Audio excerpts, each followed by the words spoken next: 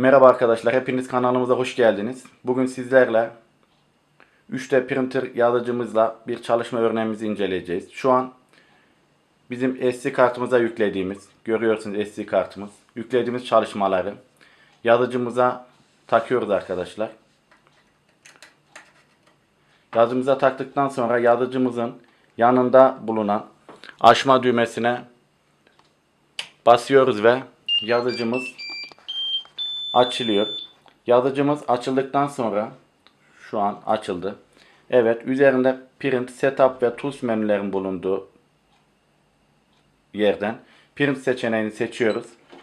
Ve bizim SD kartımıza yüklediğimiz çalışmalarımız, yani tasarladığımız çalışmalar burada bizim önümüze çıkıyor. Yan taraftaki aşağı ve yukarı tuşları ile, yani hangi çalışma yaptıysak burada çizimini, bunları yazıcımıza basmamız için bunları seçmemiz lazım. Şimdi sizlerle bir kurt çizimi yaptık biz. Kurt çiziminin bir 3D printer yazıcı ile nasıl yapılıyor, nasıl tasarlanır onu inceleyeceğiz. Şu an menülerden aşağı doğru iniyoruz ve seçiyoruz. Seçtikten sonra yapmamız gereken print tuşuna basmamız ve şu an duyduğunuz gibi yazıcımız çalışmaya başladı. Sesinden de anlaşılacağı gibi. İlk önce şu gördüğünüz yazıcımızın yatağı, önce bu ısınacak. Sonra ucunda gördüğünüz bu nozzle ısınacak ve bizim kurt çalışmamız bu şekilde oluşacak arkadaşlar. Arkadaşlar şu an makinamız ısındı. Şu an çalışmaya başladı. Şu an kurt çalışmamız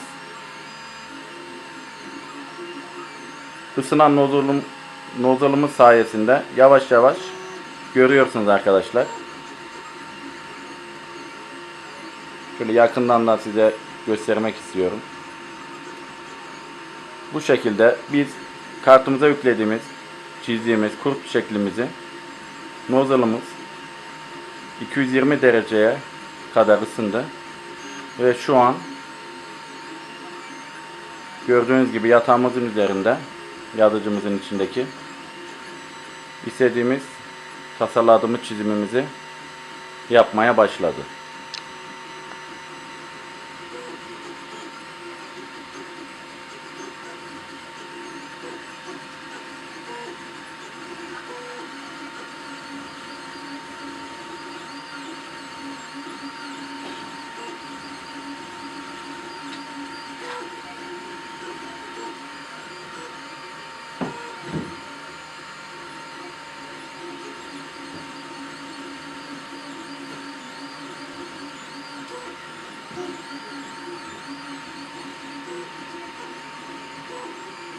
Evet arkadaşlar, şu an çalışmamız bitmek üzere ve yakın çekimde size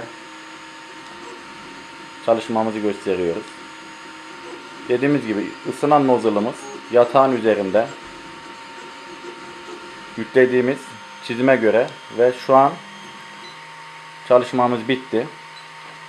Şu an arkadaşlar spatula yardımıyla yatağımızı çekiyoruz kendimize. Bak, spatula yardımıyla ufak bir hareketle çalışmamızı, evet, çalışmamızın son hali arkadaşlar. Görüyorsunuz. Kurt şeklimiz çıktı. Siz de bu çalışma yapmak istiyorsanız açıklama kısmında ben çizimi nereden bulabileceğinizi söyleyeceğim. Beğenmeyi ve abone olmayı unutmayalım arkadaşlar. Bizi dinlediğiniz için teşekkür ederiz. Herkese iyi akşamlar.